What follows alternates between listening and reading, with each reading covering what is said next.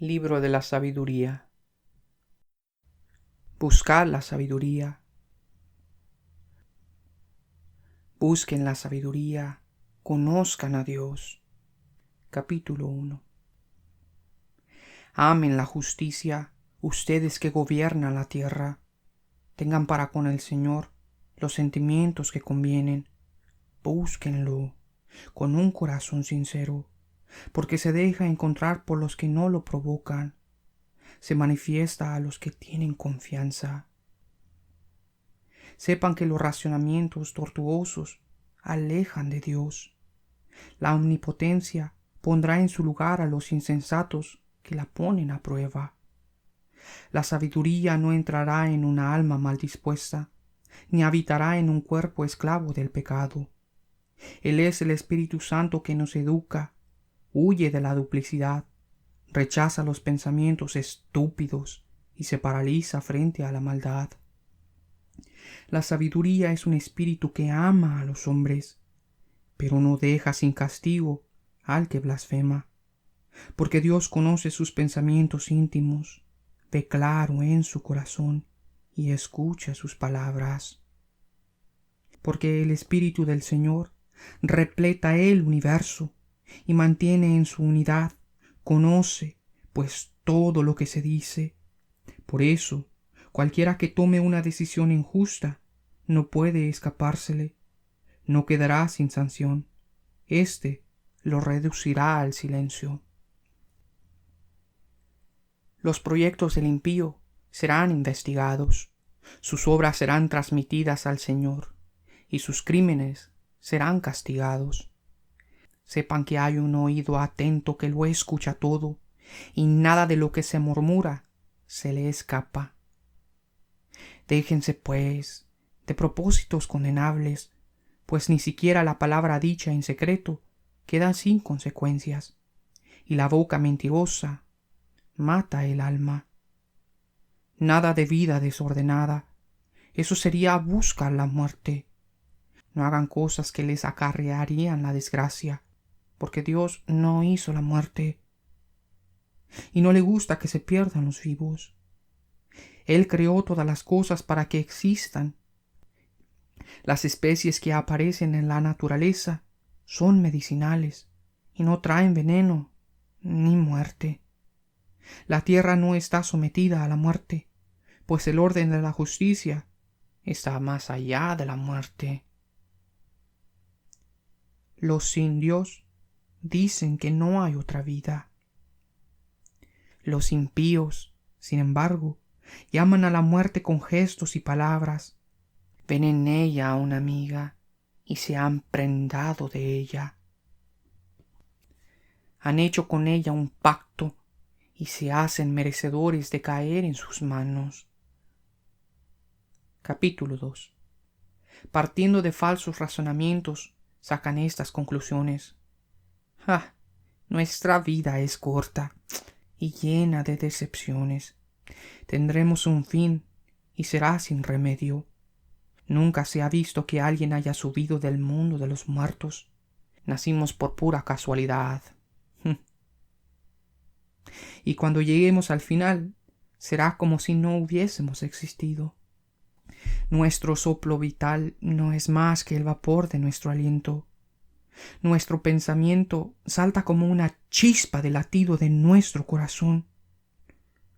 Cuando llegue a extinguirse, el cuerpo regresará al polvo y el espíritu, sí, se dispersará como una bocanada de aire.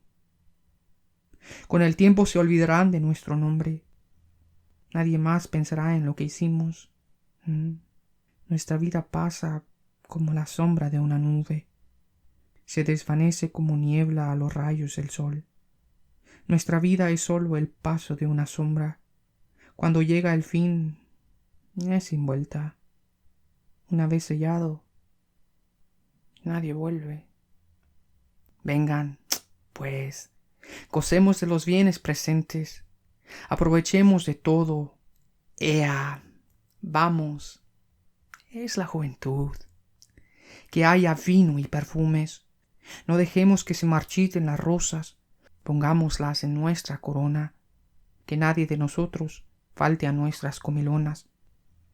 Por todas partes dejaremos recuerdo de nuestras fiestas, pues esa es nuestra herencia y nuestra suerte. Seamos duros con esos pobres piadosos, y lo mismo con las viudas. Nada de respeto a los viejos de cabellos blancos. Nuestra fuerza sea la ley. La debilidad es prueba de que uno no sirve para nada. Hagamos la guerra al que nos reprende porque violamos la ley. Nos recuerda cómo fuimos educados y nos echa en cara nuestra conducta. Pretende conocer a Dios y se proclama hijo del Señor. No hace más que contradecir nuestras ideas y su sola presencia nos cae pesada. Lleva una vida distinta a la de todos y es rara su conducta. Nos considera unos degenerados. Creería mancharse si actúa como nosotros. Habla de una felicidad para los justos al final y se vanagloria de tener a Dios por Padre.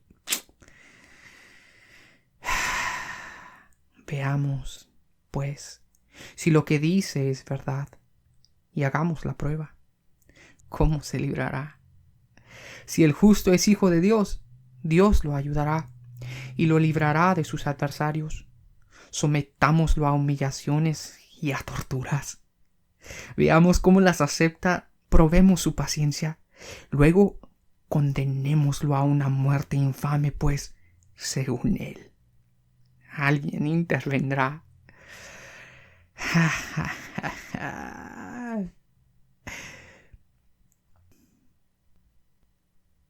Así es como razonan, pero están equivocados. Su maldad los ceguece, de tal manera que no conocen los secretos de Dios.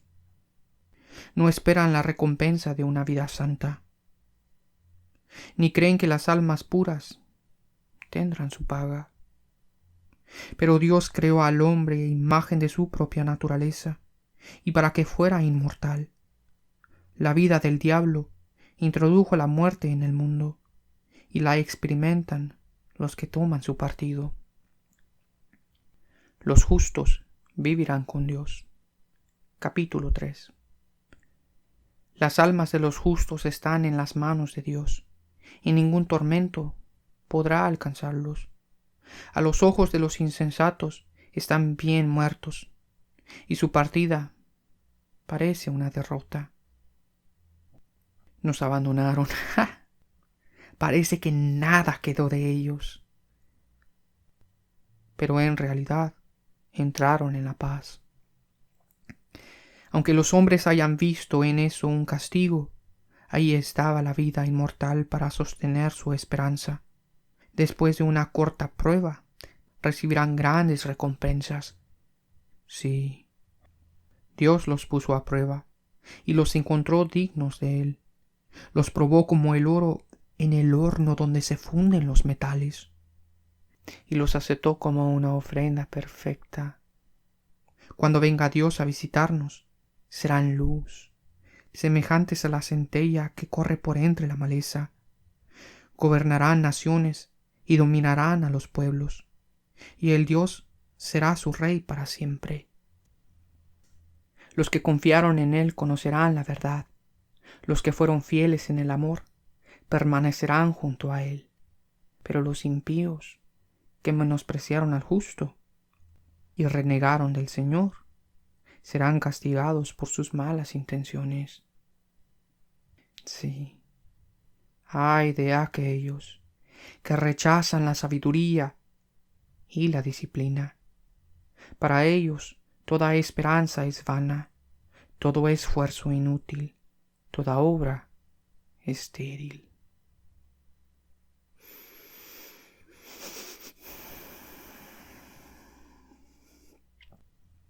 También son estúpidas sus mujeres y sus hijos perversos. Una maldición se cierne sobre su descendencia. ¿Cuál es la vida realmente fecunda?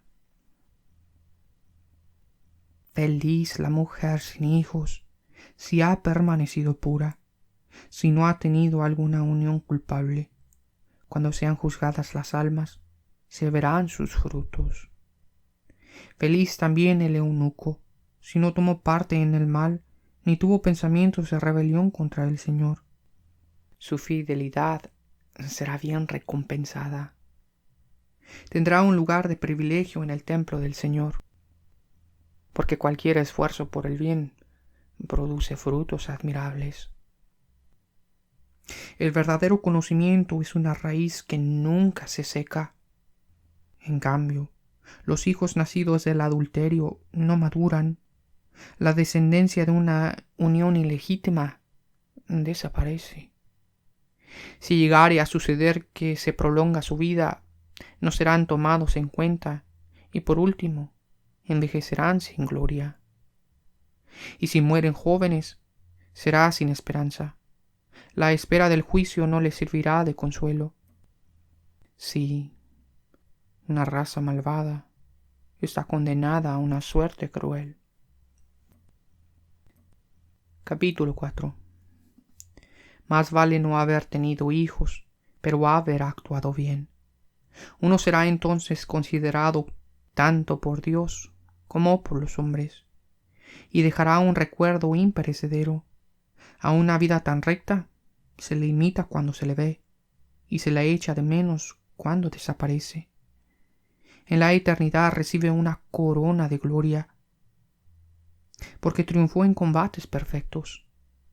Al contrario, sus retoños bastardos no echarán raíces profundas, ni se establecerán en tierra firme. Aunque por un tiempo echen brotes, sus débiles ramas serán sacudidas por el viento y arrancadas por la tempestad. Sus ramas se quebrarán antes de crecer, sus frutos no servirán. Demasiado verdes para comerlos, solo sirven para que los boten. En el día del juicio, los hijos nacidos de uniones culpables testimoniarán en contra del pecado de sus padres. ¿Por qué desaparecen los buenos?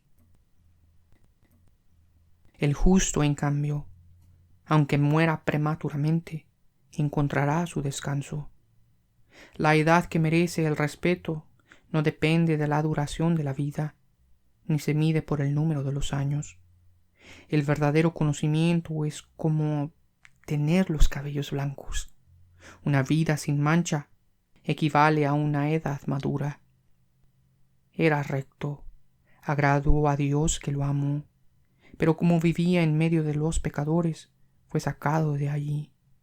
Dios lo sacó por temor a que el mal corrompiera su inteligencia o que su alma se dejara seducir por la mentira, porque la fascinación del mal oculta los verdaderos valores y los reclamos del deseo conmueven a una alma sin malicia.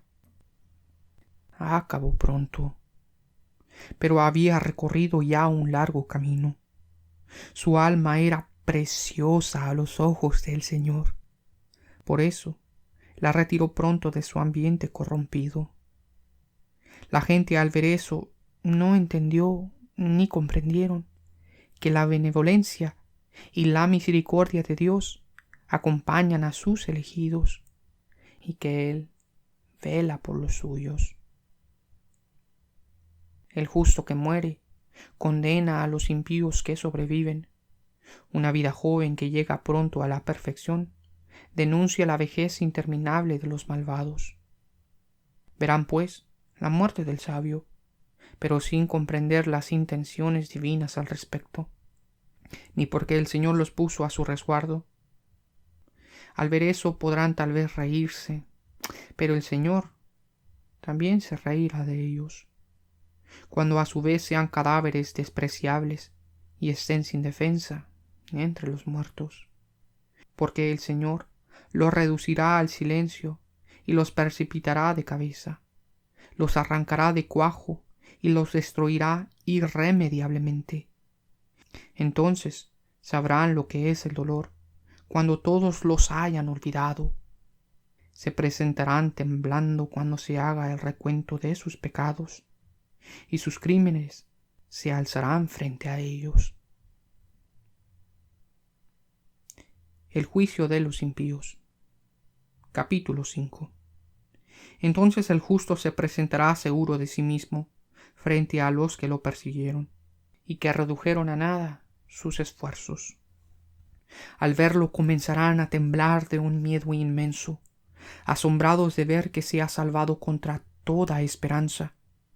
Llenos de remordimiento se dirán muy angustiados y con gemidos: este es el que tomábamos por la risa, el objeto de nuestras bromas. Qué imbéciles éramos. Su vida nos parecía una locura. Su muerte nos pareció el fracaso final. Y véanlo ahora entre los hijos de Dios. ¿Cómo fue que recibió su lugar entre los santos? ¿Cómo nos equivocamos lejos de la verdad?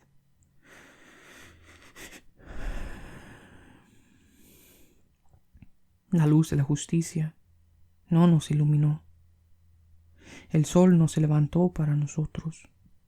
Nos hartamos de injusticias y crímenes, recorriendo desiertos de los cuales nos salíamos, en vez de recorrer el camino del Señor. ¿De qué nos sirvió nuestro orgullo? ¿De qué nos valió la riqueza de la que tanto nos enorgullecíamos? Todo eso pasó como una sombra, como un rumor que se disipa, como el navío que corta la espuma del mar y de cuyo paso no queda huella alguna, ni marca de su quilla en las olas, o como el pájaro que atraviesa el espacio y los vestigos de su carrera nadie los encuentra.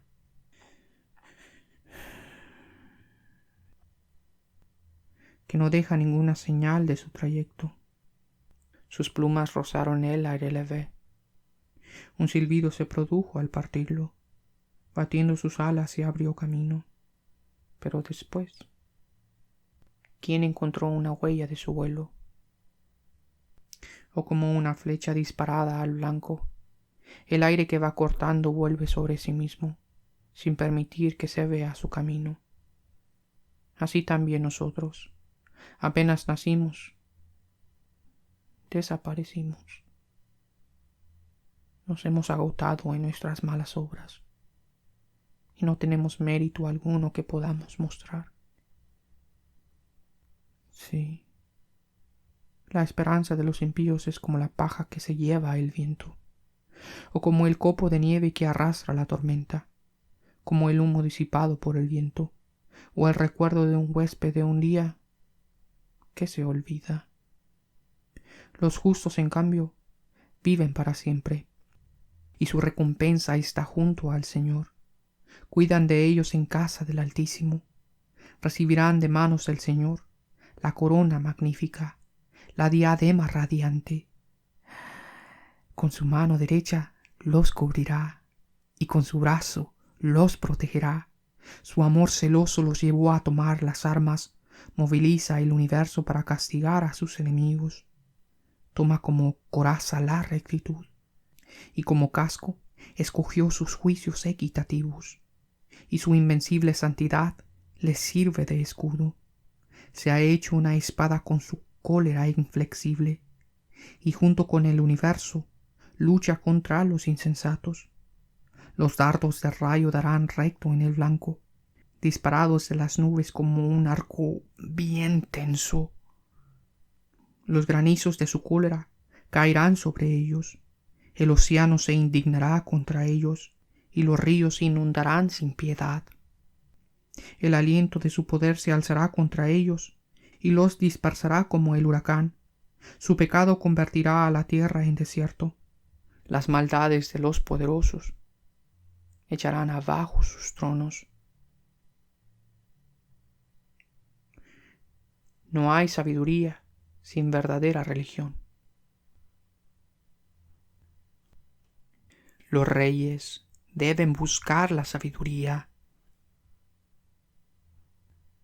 Oh reyes, escuchen y entiendan. Déjense instruir. Ustedes que gobiernan las lejanas tierras, Pongan atención, ustedes que mandan a multitudes, que están tan orgullosos de sus numerosos pueblos, porque el Señor es quien les dio el poder y la realeza les viene del Altísimo. Él examinará sus comportamientos y pondrá al descubierto las intenciones de ustedes. Ustedes son los representantes de su poder real.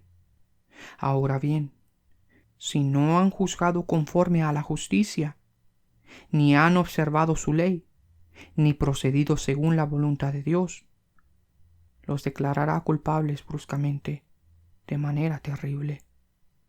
Porque rigurosa es la sentencia para la gente que tiene un alto puesto. Se tiene compasión de los pequeños, sí, y se les perdona, pero los poderosos serán controlados estrictamente. El amo universal no teme a nadie, y las dignidades humanas no le impresionan. Él hizo a los pequeños y a los grandes. Él se preocupa por todos, sí, pero a los poderosos, los examinará más profundo.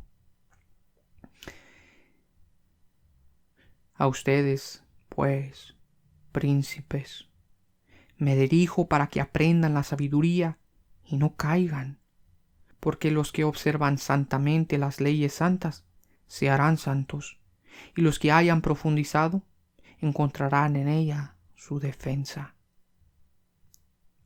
Sean pues ávidos de mis palabras y búsquenlas, los instruirán.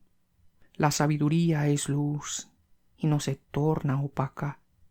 Se muestra con gusto a los que la aman, se deja encontrar por los que la aman. Sale al encuentro de los que la quieren conocer. El que por ella se levantó temprano, casi no tendrá que esforzarse. La hallará sentada a su puerta. Apasionarse por ella es lo mejor de las ambiciones. El que trasnocha a su causa de ella, estará pronto sin preocupaciones. Ella misma sale en busca de los que son dignos de ella. Se muestra con benevolencia en sus caminos. Sale a su encuentro en todos sus pensamientos. El comienzo de la sabiduría es un verdadero deseo de formarse. Buscar la instrucción es amarla. El que la ama observa sus leyes. El que obedece sus leyes se asegura la vida que no perece. Y la vida que no perece nos pone muy cerca de Dios. Vean, pues, de qué manera la sabiduría nos lleva a la realeza. Pues bien, soberanos de los pueblos, si aprecian el trono y las insignias del poder, honren la sabiduría y reinarán por siempre. Porque aquí no hay secretos que guardar celosamente. Eso no tendría nada que ver con la sabiduría. Si se multiplicaran los sabios, sería la salvación del mundo. Porque un rey inteligente hace la prosperidad de su pueblo. Instrúyanse, pues, por medio de mis palabras, y con ello obtendrán beneficios. Capítulo 7. No soy más que un mortal como todos los demás, un descendiente del primero que fue formado de la tierra. Mi cuerpo se elaboró en el vientre de mi madre, donde durante 10 meses fui modelado en su sangre, a partir del semen viril y del placer compartido en una cama. Una vez nacido,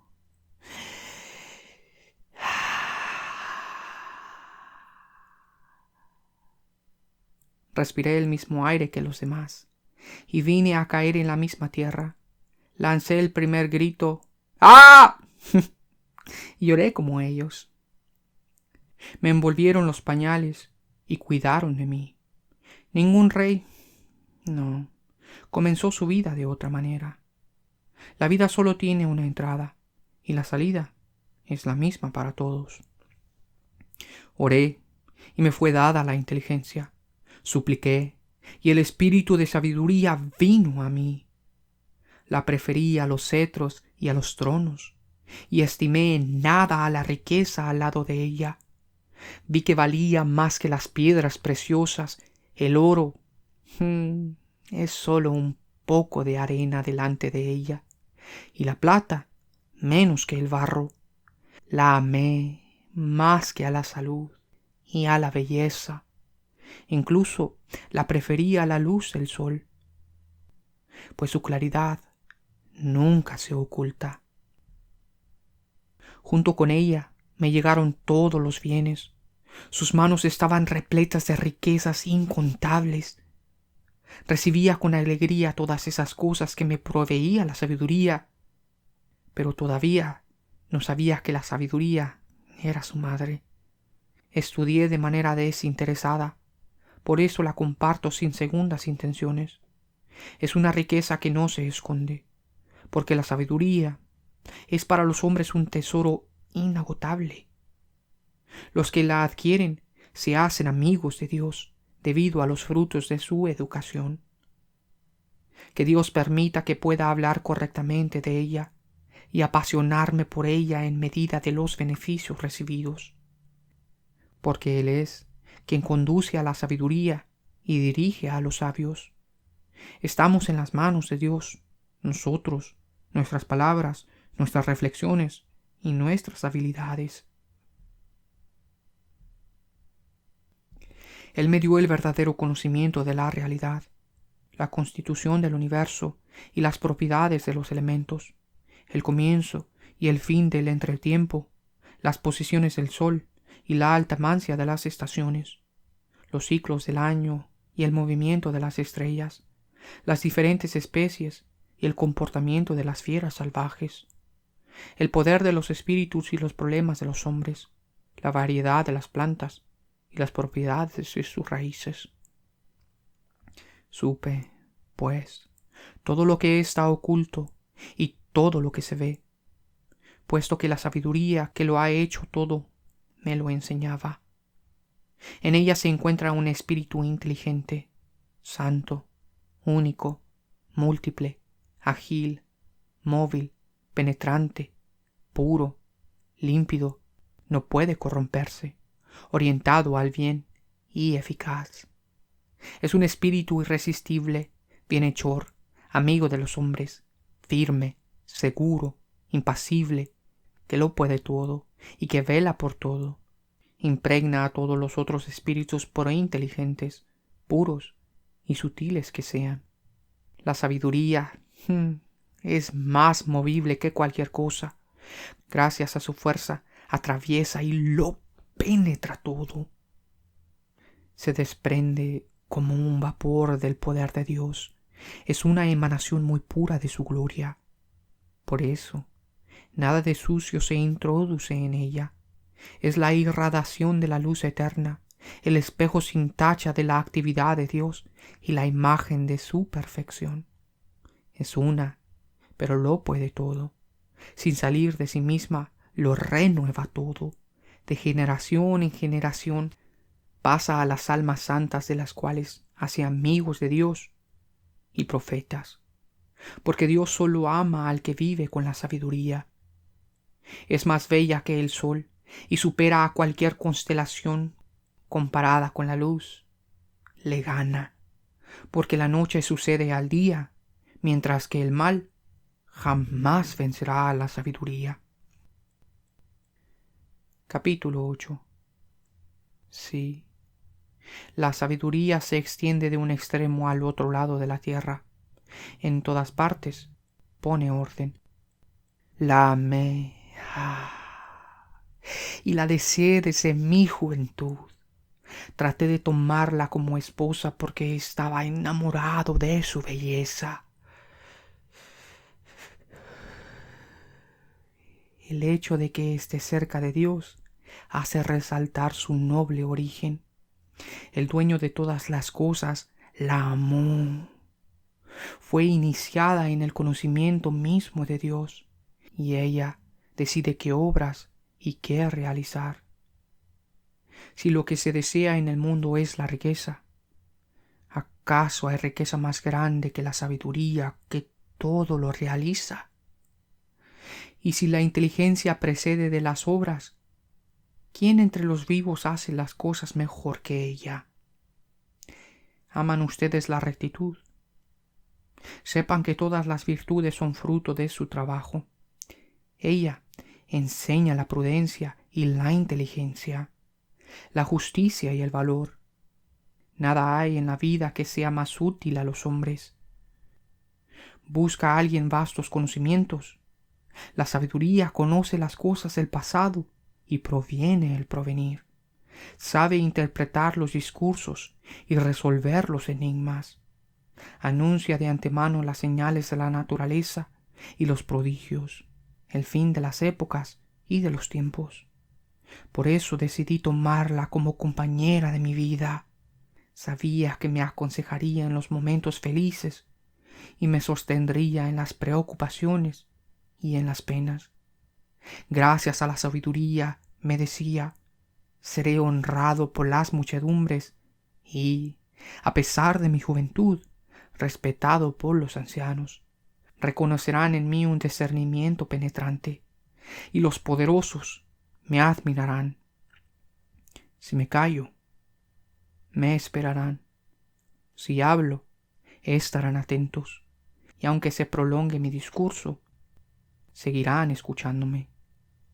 Gracias a la sabiduría obtendré la inmortalidad, y dejaré un recuerdo eterno a los que vendrán después de mí. Gobernaré a los pueblos, y se me someterán las naciones. Soberanos terribles se llenarán de temor al oír hablar de mí. Seré bueno con mi gente, y valiente en el combate. De vuelta a casa, descansaré a su lado, porque su compañía no es amarga. Vivir con ella no cuesta nada, sino que, al contrario, trae alegría y felicidad. Así razonaba conmigo mismo. Comprendí que uno encuentra la vida inmortal en la unión con la sabiduría. Se adquiere una alegría superior gracias a su amistad, una riqueza perdurable gracias a sus desvelos, la inteligencia cuando se ejercita en entenderla y la fama en las conversaciones con ella. Salí pues en su búsqueda para tenerla en mi casa. Había nacido como un niño bien dotado. Había recibido como herencia una alma buena. O más bien, siendo bueno, había llegado con un cuerpo sin defectos. Pero también comprendía que el único medio para tenerla era que Dios me la diera. Y ya era una señal de inteligencia el haberlo comprendido. Por eso me volví al Señor y le supliqué. Le dije con todo mi corazón. Oración para obtener la sabiduría. Capítulo 9. Dios de nuestros padres, Señor de misericordia, por tu palabra hiciste todas las cosas, y por tu sabiduría formaste al hombre para que domine a todas las criaturas por debajo de ti, para que gobierne al mundo con santidad y justicia, y tome sus decisiones con recta conciencia. Dame, pues, la sabiduría que comparte tu trono, y no me excluyas del número de tus hijos. Mírame, soy tu sirviente, el hijo de tu esclava, un hombre débil cual vida es breve, demasiado limitado para comprender la justicia y las leyes. Ni siquiera el más perfecto de los hombres será algo sin la sabiduría que viene de ti. Me elegiste como rey de tu pueblo, como juez para tus hijos y tus hijas. Me has dicho que te construya un templo en la montaña santa, un altar en la ciudad donde habitas, a semejanza de esa tienda celestial que habías preparado para ti desde el principio. Junto a ti está esa sabiduría que conoce todas tus obras, que está contigo cuando haces el mundo, que sabe lo que te agrada y que está de acuerdo con tus mandamientos. Haz que descienda desde el cielo, donde todo es santo. Envíala desde tu trono glorioso para que esté a mi lado en tus trabajos y sepa lo que te gusta. porque ella todo lo conoce y todo lo comprende. Ella me guiará con prudencia en todo lo que haga, y su majestad me protegerá. Entonces te serán agradables mis obras. Gobernaré a tu pueblo con justicia, y seré digno del trono de mi Padre. ¿Quién, en realidad, podría conocer la voluntad del Señor? ¿Quién se apasionará por lo que quiere el Señor? La razón humana avanza tímidamente. Nuestras reflexiones no son seguras, porque un cuerpo perecible pesa enormemente sobre el alma, y nuestra cáscara de arcilla paraliza al espíritu que está siempre en vela. Si nos cuesta conocer las cosas terrestres y descubrir lo que está al alcance de la mano, ¿y quién podrá conocer tus intenciones? Si tú no le has mandado primero la sabiduría, o no le has enviado de lo alto a tu Espíritu Santo. Así fue como los habitantes de la tierra pudieron corregir su conducta. Al saber lo que te agrada, fueron salvados por la sabiduría. El papel de la sabiduría a lo largo de los siglos. Capítulo 10. La sabiduría protegió al Padre del mundo, a ese primer hombre que fue formado por Dios y que fue creado como único. Lo levantó de su caída y le dio las fuerzas para que dominara a todas las cosas.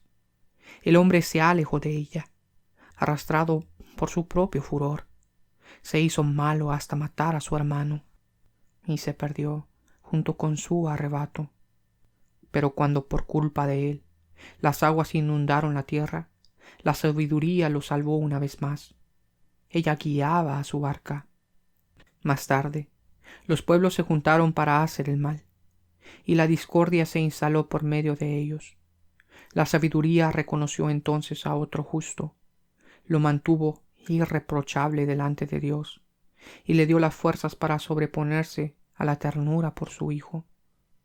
Ella también libró al justo en su huida, cuando bajaba el fuego sobre las 5 ciudades para aniquilar a los impíos.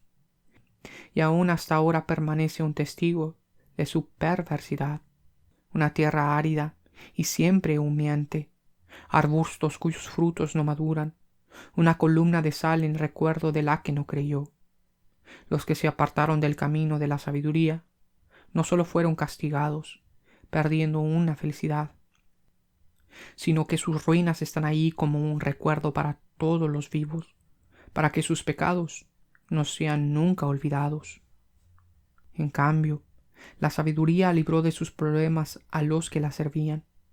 Condujo por caminos seguros al justo que huía de la cólera de su hermano. Le mostró el reino de Dios y le permitió que conociera a los santos ángeles. Hizo que tuviera éxito en sus trabajos y que fructificaran sus esfuerzos. Lo defendió contra la avaricia de sus hermanos y lo hizo muy rico. Lo guardó de sus enemigos y lo protegió de los que le tendían trampas. Le dio la victoria en un rudo combate para hacer entender que la piedad es más poderosa que cualquier otra cosa. La sabiduría no abandonó al justo cuando lo vendieron. Lo preservó del pecado, descendió con él al pozo y no lo dejó solo en la prisión. Muy por el contrario, le confió el poder en el reino y le dio autoridad sobre los que lo habían perseguido. Hizo que quedara al descubierto la mentira de sus calumniadores y le consiguió una gloria que no pasará. Moisés y la salida de Egipto. La sabiduría arrancó al pueblo santo, a la nación irreprochable de las manos de la nación opresora. Entró en el alma de un servidor del Señor para hacer frente a los reyes temibles. Por medio de señales y prodigios, le dio al pueblo santo el pago por sus penas. Los guió por un camino asombroso, los cubría con su sombra durante el día y los alumbraba con un astro durante la noche. Los hizo pasar el mar rojo, atravesaron las inmensas aguas. Ella se tragó a sus enemigos para luego echar sus cuerpos a lo más profundo del mar. De ese modo, Los justos despojaron a los impíos, cantaron himnos a tu santo nombre. Oh Señor, con un solo corazón te dieron gracias, porque tú los habías librado. Porque el Señor abre la boca de los mudos y hace hablar a los pequeñines. Capítulo 11. La sabiduría hizo que lo que ellos emprendían tuviera éxito. Gracias a un santo profeta, atravesaron un desierto deshabitado y levantaron sus tiendas en lugares inaccesibles. Enfrentaron a sus adversarios y rechazaron a sus enemigos. Cuando tuvieron sed, te invocaron. Les diste agua que brotó de una roca dura. Sí, una piedra tosca calmó su sed. Comparación entre Egipto e Israel.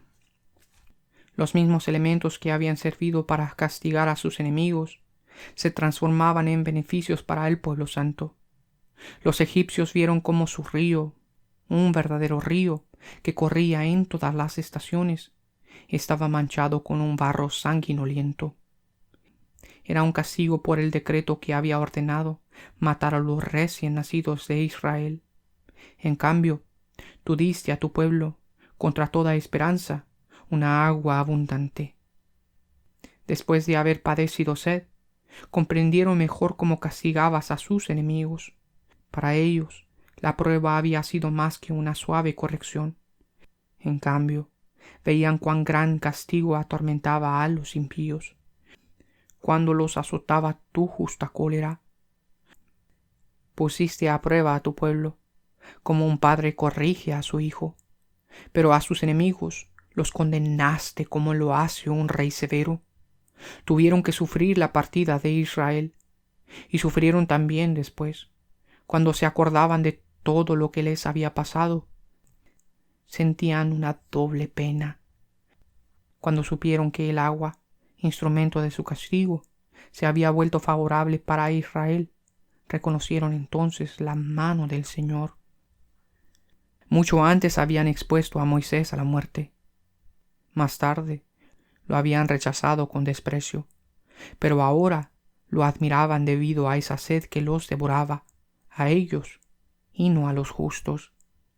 Su mal corazón los había extraviado. Era una locura que adoraran a los reptiles irracionales y a los viles animales. Por eso, en castigo, les enviaste nubes de insectos, para hacerles ver que los castigabas por lo mismo que habían pecado. Tu mano poderosa solo tenía que elegir. Como tú creaste al mundo a partir de una materia informe, habrías podido enviar contra ellos sin dificultad bandas de osos o leones indomables. Para castigarlos, habrías podido crear nuevas especies, animales llenos de furor, que respirarán fuego, cuyas narices lanzarán un vapor ardiente, cuyos ojos emitieran relámpagos terribles. Con solo verlos, antes de ser atacados, se habrían muerto de espanto. Pero aun sin esto, bastó que tu justicia los persiguiera, que tu poderoso aliento los dispersara, pues podías derribarlos de un soplido. No lo quisiste, porque respetas totalmente lo que has dispuesto, mesura, número y peso. En realidad, tú puedes imponerte soberanamente. ¿Y quién podrá oponerse a la fuerza de tu brazo? El mundo entero está delante de ti, como un grano en la balanza, como una gota de rocío que cayó al suelo de madrugada. Pero, porque lo puedes todo, tienes piedad de todos, y parece como que no hicieras caso de los pecados de los hombres, para que así se arrepientan. Porque tú amas a todos los seres, tú no detestas a nada de lo que has hecho. Si no lo hubieras querido, no lo hubieras hecho. ¿Cómo podría durar una cosa que tú no quisieras? ¿Qué podría subsistir si tú no lo hubieras llamado? Pero tienes lástima de todo, porque todo te pertenece. Oh Señor, que amas la vida.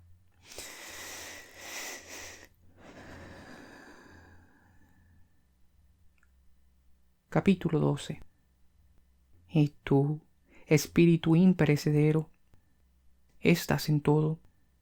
Así es como corriges de poco a poco a los que pecan. Les haces ver, mediante sus correcciones, en qué han pecado, para que renuncien al mal y crean en ti. Así pasó con los antiguos habitantes de tu tierra santa. Los aborrecías debido a sus prácticas detestables, su brujería y sus ritos impios, el asesinato sin piedad de niños, los banquetes sanguinarios en que comían la carne humana con la sangre y las entrañas, mientras que celebraban sus cultos secretos. Habías decidido acabar con esos padres asesinos de seres indefensos por medio de nuestros padres. Querías que ésta, a la que quieres más que a las demás, fuese la patria de los hijos de Dios, dignos de ella. Pero incluso con estos antiguos habitantes diste muestra de moderación, porque eran seres humanos. Les enviaste como vanguardia de tu ejército, avispas para que los destruyeran poco a poco.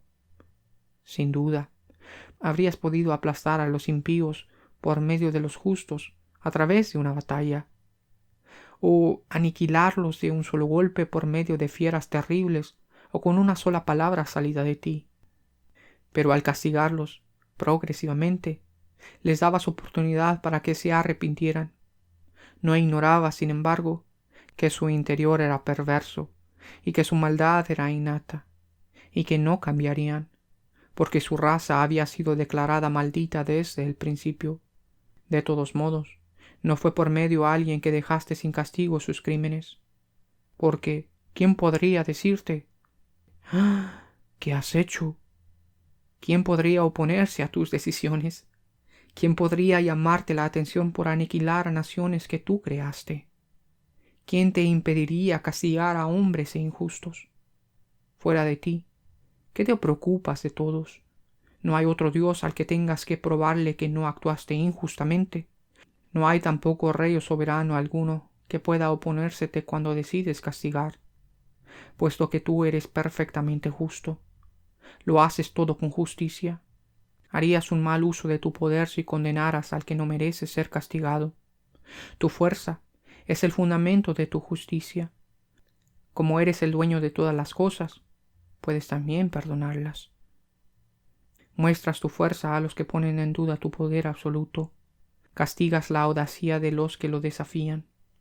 Pero, aunque seas un Señor poderoso, juzgas con moderación y nos gobiernas con mucha paciencia, porque eres libre de intervenir cuando quieras.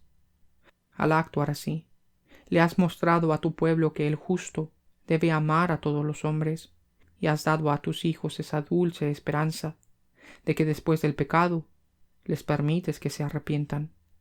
Incluso con los cananeos, enemigos de tus hijos y dignos de muerte, actuaste con moderación para darles tiempo y oportunidad de que se convirtieran. Pero con tus hijos actuaste todavía con más miramientos, ya que estabas ligado a tus antepasados por juramentos, alianzas y tantas otras bellas promesas.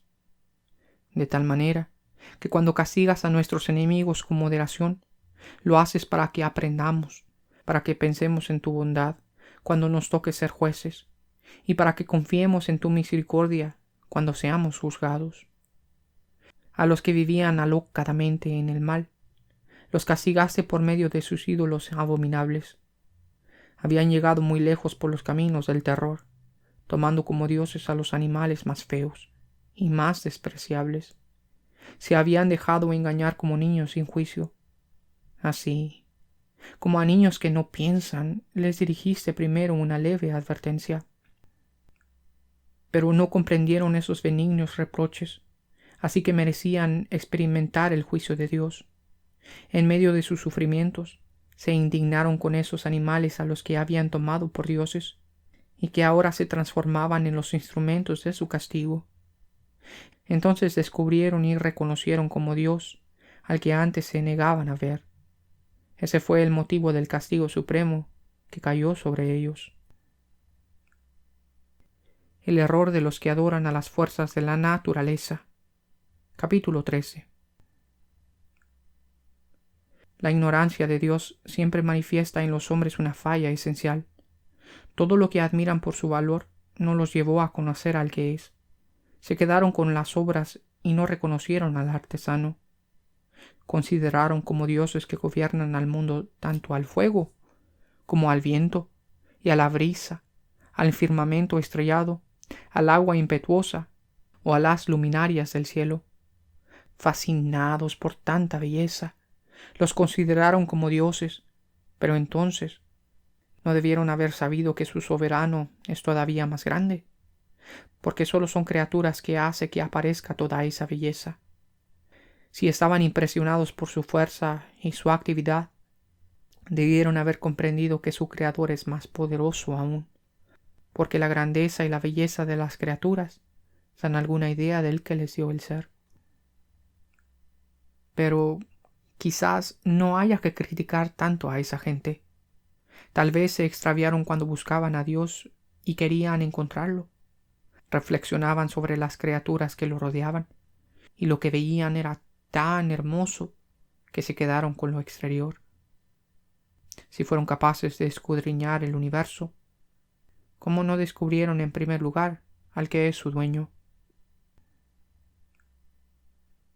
El error más grande de los que adoran a los ídolos. Cuánta más pena dan los que ponen su confianza en cosas muertas y que dan el nombre de dioses a lo que salieron de manos humanas: oro, plata, cincelada, figuras de animales y hasta la piedra inservible que un buen día fue esculpida por alguien. Tomemos por ejemplo a un leñador. Aserrucha un árbol que no le cueste mucho transportar. Raspa cuidadosamente la corteza. Luego la corta en desteza y se hace un mueble cualquiera de uso corriente. Los restos de la obra los emplea para cocer su comida y así recuperar sus fuerzas. Entre los palos que le quedan y que no sirven para nada, divisa un todo torcido y lleno de nudos. Lo toma y lo va esculpiendo en ratos. Pone en él todo su arte y le da forma humana. A no ser que se represente a un vulgar animal, lo pinta de rojo, habiendo antes recubierto con pasta todos los defectos. Después le prepara en el muro un nicho a su medida y lo afirma allí con clavos de fierro. Toma sus precauciones para que no se caiga, pues sabe muy bien que su Dios es incapaz de ayudarse a sí mismo. Hay que ayudarlo porque no es más que una estatua. Y, sin embargo, ya sea que se trate de sus negocios, ya sea de su matrimonio o de sus hijos, no se avergüenza de dirigirle la palabra a esa cosa sin vida. Para tener salud invoca a un objeto sin fuerza. Para vivir rinde homenaje al que no vive. Para que le ayude se lo pide a esa madera impotente. Antes de un viaje invoca al que no camina. Para obtener ganancias, para su trabajo, para su arte, recurre a una estatua cuyas manos no tienen la menor habilidad. Capítulo 14. Veamos a otro que se prepara para embarcarse. Antes de enfrentar el furor de las olas, invoca a un pedazo de madera más frágil aún que la embarcación que lo lleva. Ese barco nació del afán de ganar plata y el arte del técnico lo confeccionó. Pero es tu providencia, oh Padre, la que lo conduce. Tú has abierto un camino en el mar y trazado una ruta segura por entre las olas. Así nos demuestras que puedes salvarnos en cualquier parte, aunque uno se embarque sin gran experiencia. No quieres que los hombres, obras de tu sabiduría, estén sin hacer nada. Pero mira cómo confían su vida en un pedazo de madera. Una balsa les permite atravesar las olas sanos y salvos. Ya antiguamente, mientras perecían los gigantes orgullosos, el justo que llevaba consigo la esperanza del universo se refugió en una balsa. Guiado por tu mano, dejó al mundo la semilla de una nueva humanidad. Bendita sea la madera que fue instrumento de tu salvación. Pero En cuanto al ídolo fabricado y al que lo hizo, que sean malditos ambos, el obrero porque lo hizo, y el objeto porque se lo llamó Dios. Ambos son insoportables para Dios, el impío y el producto de su impiedad. La obra será destruida junto con el artesano. Por eso, el castigo alcanza también a los ídolos de las naciones, porque son cosas abominables en el seno de la creación. Hacen caer a las almas de los hombres, y los insensatos se dejan seducir. El origen de los ídolos. La invención de los ídolos fue el comienzo de la perversión. Esa invención corrompió la vida, porque al comienzo no existían ni durarán para siempre. La vanidad humana los introdujo en el mundo, y por eso su destrucción está decidida. Imagínense un padre afligido por la muerte prematura de su hijo.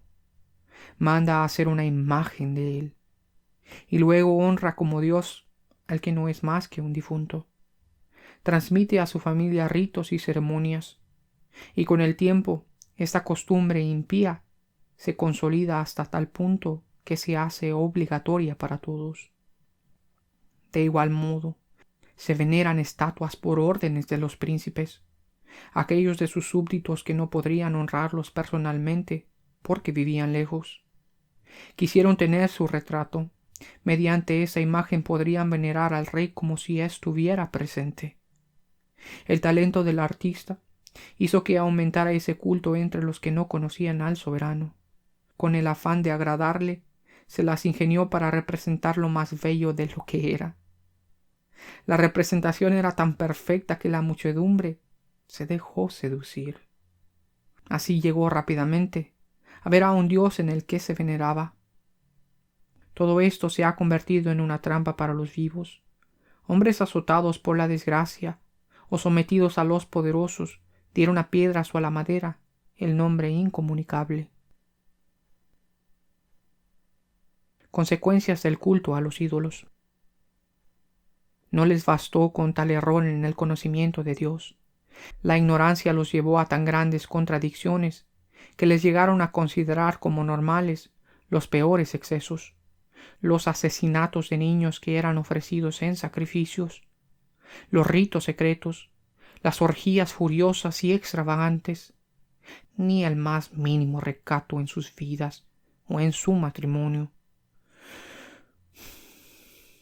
Uno suprime al otro a la traición o a la deshonra por medio del adulterio. Por todas partes solo hay sangre y muerte, robo, fraudes, corrupción, mala fe, revueltas, prejuicios, confusión en la gente buena, olvido de los favores, escándalos, prácticas antinaturales, desórdenes en el matrimonio, adulterio, libertinaje. El culto a los dioses que ni siquiera merecen tal nombre es el comienzo de la causa y el fin de todo mal. Hay algunos a los que les gusta excitarse hasta el delirio y entonces entregan falsos oráculos.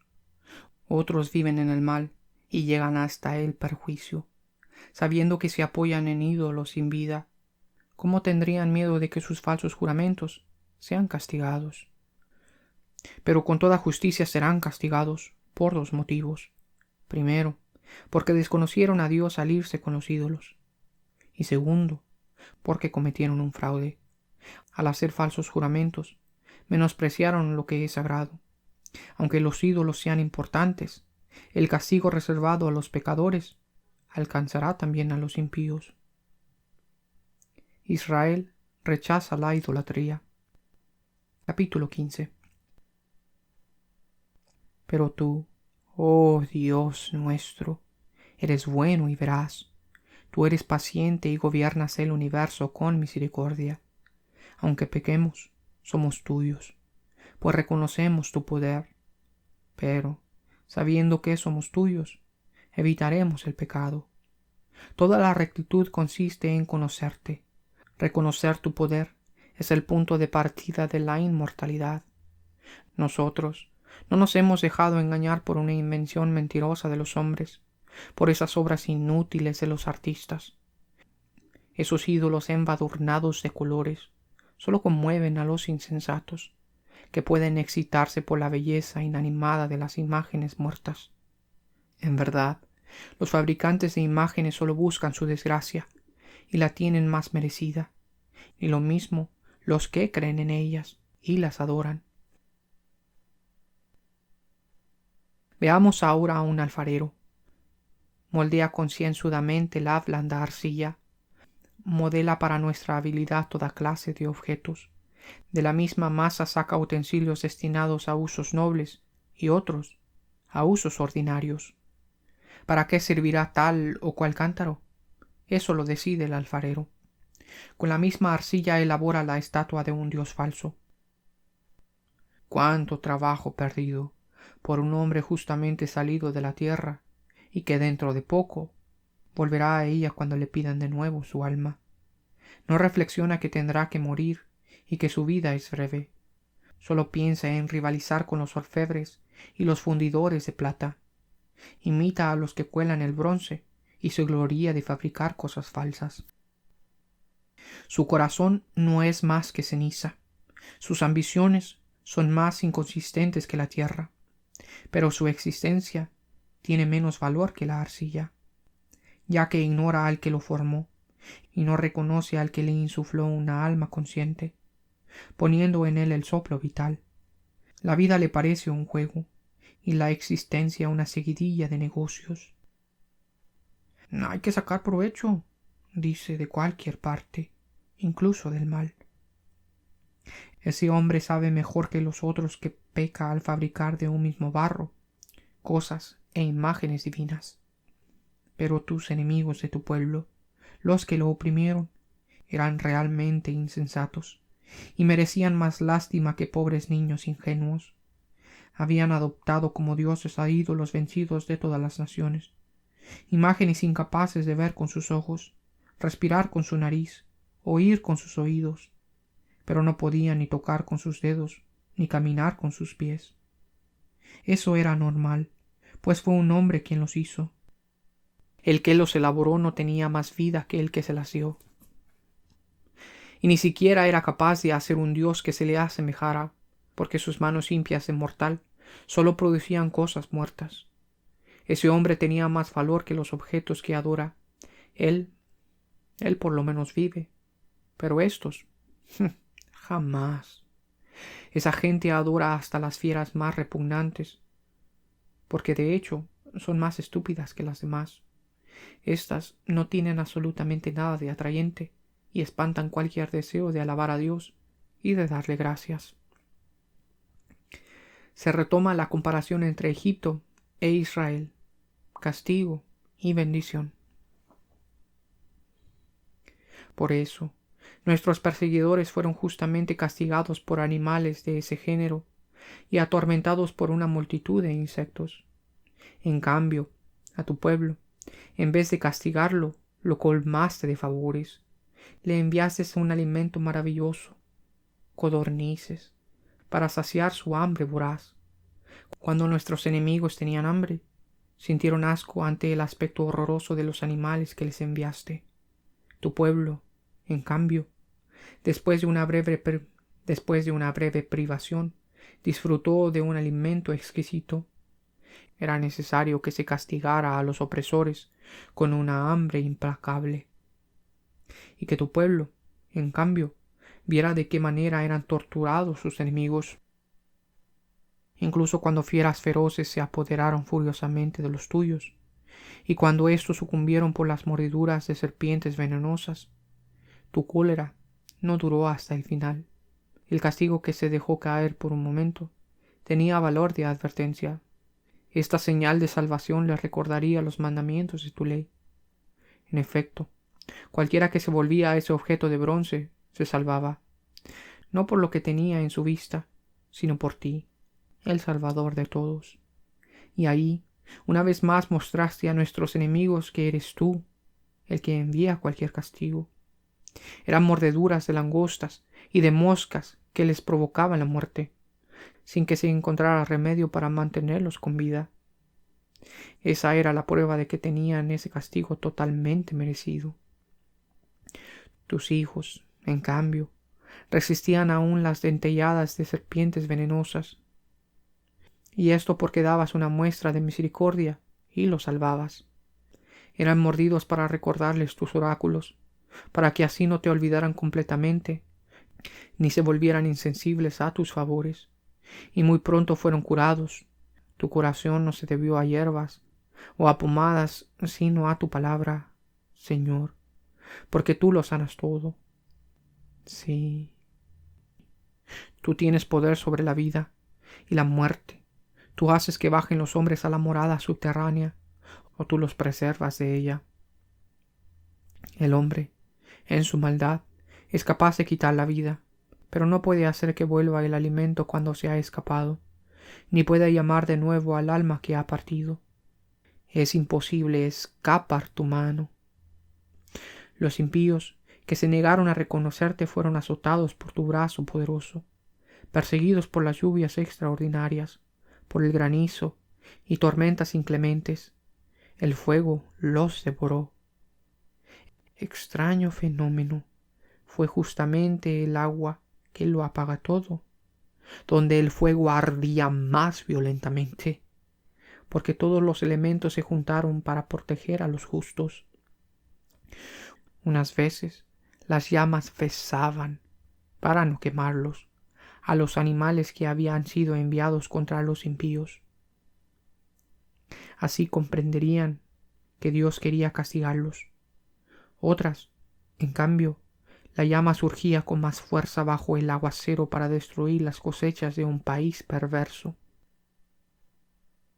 A tu pueblo, sin embargo, le distribuías el alimento de los ángeles, le enviabas desde el cielo incansablemente un pan ya listo, que tenía en sí todos los sabores y se adaptaba al gusto de cada cual.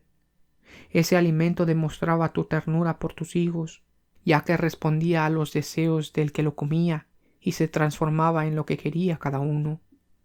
Se parecía a la nieve, pero soportaba el fuego sin derretirse, mientras que por ese tiempo, las cosechas de los enemigos eran presa de las llamas que ardían en medio del granizo. Los relámpagos brillaban bajo la lluvia, pero el fuego parecía haber perdido sus propiedades cuando se trataba del alimento de los justos. Tu creación está a tu servicio porque tú eres su autor. Se dedica a castigar a los malos y luego se ablanda en favor a los que a ti ponen su confianza. Para servir a tu bondad, que da a todos el alimento, se transformó, acomodándose al deseo de los que lo necesitaban. Así aprendieron tus hijos muy queridos, Señor, que no son los productos de la tierra los que alimenta al hombre, sino que es tu palabra lo que sostiene a los que creen en ti. Ese alimento que el fuego no podía destruir se derretía con el calor del primer rayo del sol, para que así supieran que hay que adelantarse al sol para darte gracias y rezarte desde el amanecer, pues los proyectos del ingrato se derretirán como la escarcha invernal y se escurrirán como agua que se pierde. Castigo y bendición, tinieblas y luz. Capítulo 17. Qué elevados son tus designios y cuán difíciles de entender. Por eso, los que no los conocen andan extraviados. Los impíos pensaban someter bajo su poder a la nación santa, pero se encontraron cautivos, prisioneros de una larga noche, encerrados bajo sus propios techos, desterrados lejos de su infalible protección. Pensaban esconderse junto con sus pecados bajo el velo del olvido, pero fueron dispersados, sometidos a terribles horrores, aterrorizados por fantasmas. Los escondrijos donde se refugiaron no los pusieron al abrigo del miedo.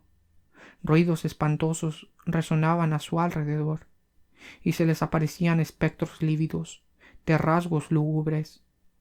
Ningún fuego podía alumbrarles, y el brillante resplandor de las estrellas no se atrevía a traspasar esa sombría noche. La única cosa que podían ver era un fuego terrible que no se extinguía, y cuando esa visión había desaparecido, en su terror exageraban todavía lo que acababan de ver. Las artimañas de la magia no sirvieron para nada, y su pretendida sabiduría recibió un tajante desmentido, porque aquellos que se jactaban de sanar a los espíritus de sus perturbaciones y de sus temores eran presa de un miedo ridículo. Aunque no hubiera nada que temer, el simple paso de un animal o el silbido de una serpiente bastaba para aterrorizarlos.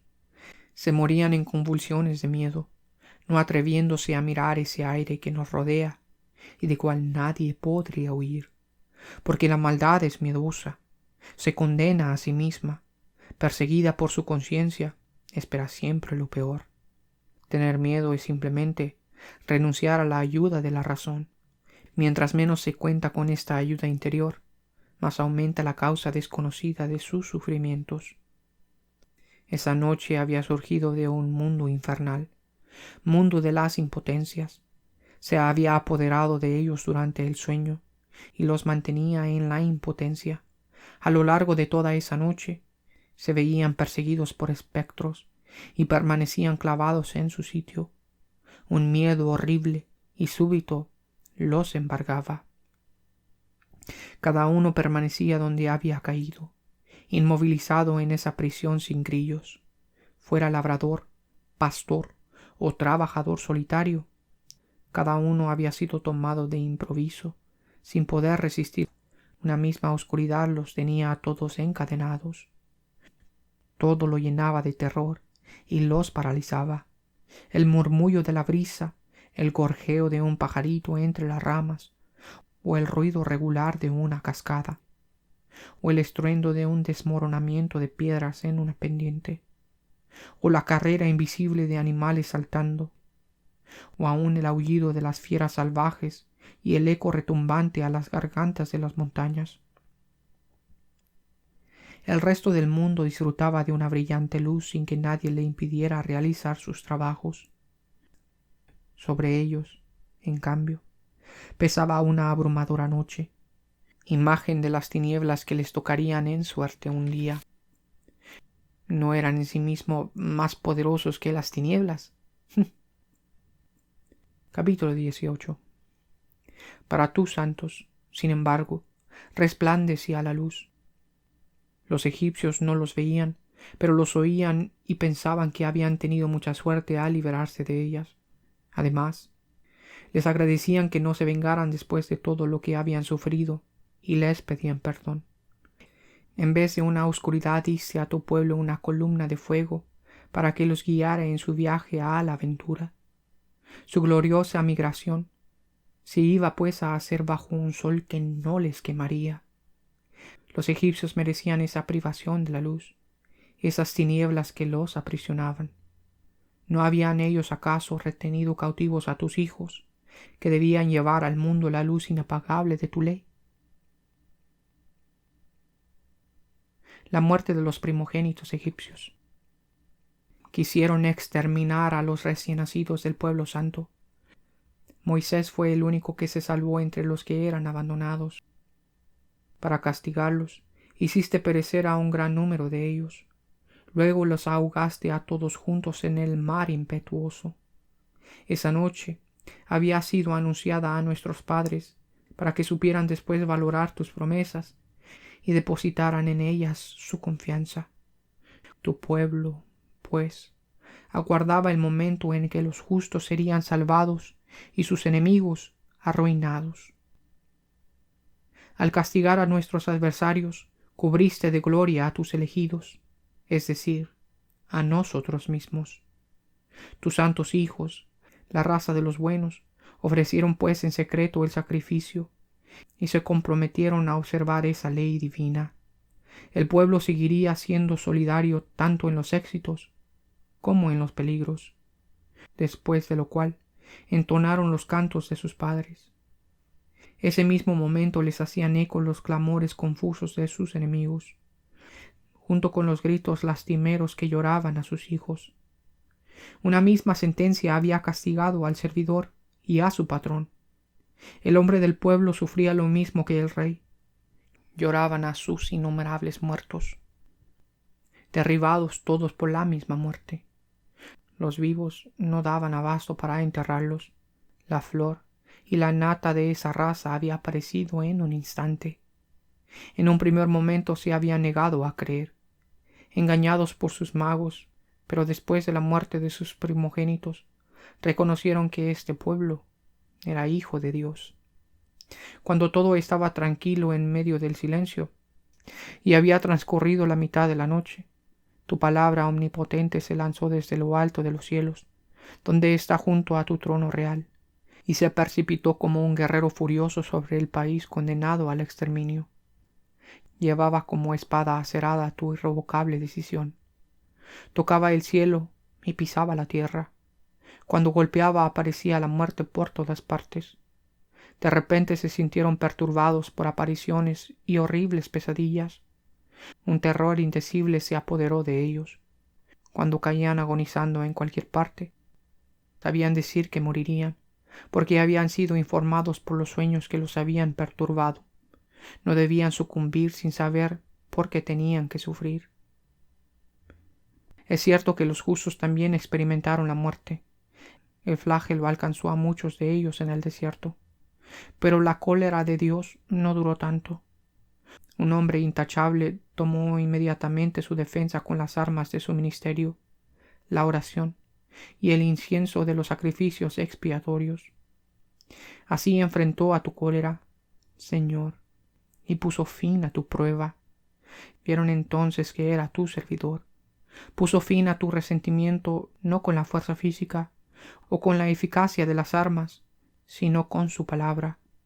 Le recordó al exterminador las promesas y las alianzas pactadas antiguamente con nuestros padres.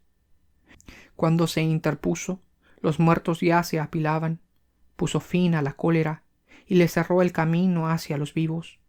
Todo el mundo estaba representado en su larga túnica, y en las 4 hileras de piedras preciosas llevaba los nombres gloriosos de nuestros padres, y en su cabeza la diadema de tu majestad. Al verlo, el exterminador retrocedió y tuvo miedo. Había bastado con este anticipo de tu cólera. Castigo y maldición. El paso del Mar Rojo. Capítulo 19. A los impíos, empero, un furor inclemente los castigó hasta el fin, porque Dios sabía de antemano lo que harían. Después de haber autorizado a tu pueblo a que se fuera, y de haberlo incluso empujado a ello, cambiaron de padecer, y se pusieron a perseguirlo. Aún no terminaban de llorar a sus muertos, y de lamentarse en sus tumbas, cuando tomaron la decisión de perseguir como fugitivos a los que les habían suplicado que se fueran. Una justa fatalidad los impulsó a esta medida extrema, y les hizo olvidar todo lo que había pasado. Era necesario que nuevos tormentos colmaran la medida de su castigo. Tu pueblo iba a vivir la experiencia de un viaje increíble, mientras ellos tenían que experimentar una muerte poco común. A una orden tuya, toda la creación con sus propiedades naturales se renovó desde arriba para proteger a tus hijos. Se vio una nube que cubría el campamento con una sombra, y que aparecía la tierra seca en medio del agua. Se abrió el Mar Rojo con un paso seguro, una verde llanura reemplazó a las olas impetuosas, y todo el pueblo pasó por ahí. Protegido por tu mano, fueron testigos de esos prodigios asombrosos. Saltaban como caballos en la pradera, o brincaban como corderos, alabándote porque tú, Señor, los habías librado. Así podrían acordarse de lo que habían visto en el país de su destierro, de cómo el suelo estaba cubierto no por animales, sino por mosquitos, y como el río había botado, no peces, sino incontables ranas. Más tarde, vieron además cómo nacían pájaros de una nueva manera, cuando el hambre los apretaba y pedían una comida más sustancial. Salieron codornices del mar para satisfacer sus necesidades. Egipto y Sodoma. Los otros, los pecadores, Habían sido advertidos por violentas tormentas antes de que cayera sobre ellos los castigos. Fueron castigados con toda justicia por su maldad, porque habían mostrado un odio terrible hacia los extranjeros. Otros, en otro lugar, se habían negado a acoger a unos desconocidos, pero éstos habían reducido a la esclavitud a un pueblo bienhechor que se había instalado en medio de ellos. Aquellos que habían recibido con tanto odio a los extranjeros tenían que ser castigados, pero éstos que habían acogido a nuestros padres con festejos, los habían luego sometido a trabajos forzados después de haberlos tratado como iguales. Por eso fueron heridos de ceguera como les había ocurrido a los habitantes de Sodoma frente a la puerta de Lot, el justo. Se encontraron en la oscuridad y cada uno tuvo que buscar a tientas su propia puerta. Conclusión. Fue como si los diferentes elementos del mundo intercambiaran sus propiedades. Igual como en la cítara, la alternancia de los sonidos cambia el ritmo, conservando sin embargo cada nota su propia tonalidad. Y si se examinan los hechos, eso fue justamente lo que pasó. Lo que vive en la tierra se adapta al agua. Lo que está hecho para el agua se volvió terrestre. El fuego ardía más fuerte al contacto con el agua, y ésta se olvidó de apagarlo. Las llamas no quemaban a los frágiles insectos que las atravesaban, ni hacían que se derritiera el maná, ese alimento divino que debió licuarse como la escarcha en un instante. De cuántas maneras, Señor, has exaltado y glorificado a tu pueblo. Nunca lo has olvidado, sino que lo has asistido siempre y en todas partes.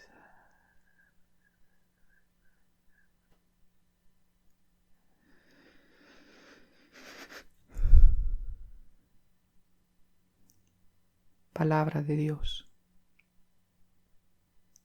Te alabamos, Señor.